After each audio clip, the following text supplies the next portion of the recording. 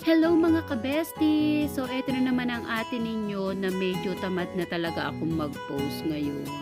At tamad din akong maggagala. Siguro dahil napapagod na rin ako sa trabaho at gusto ko na rin talagang magpahinga na lang sa bahay. Ganon. Pero eto nga, dahil nga nag-aya yung anak ko na lumabas naman at dahil magpapagupit siya, lumabas naman kami at dito sa lugar na napuntahan namin ay halos kadalasan ay mga Asians na kagaya natin, di ba?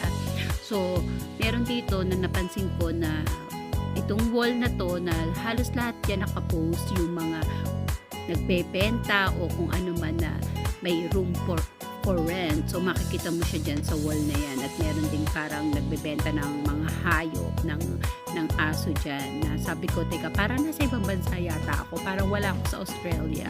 I feel like nasa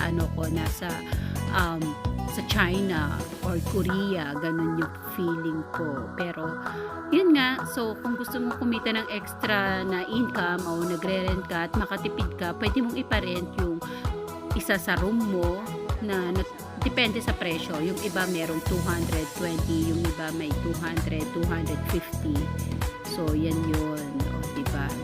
Makakatipid talaga kayo. At kung gusto nyo ibenta yung iba mga lumang gamit nyo, pwede nyo ring i-post dyan sa wall na yan. Ayan.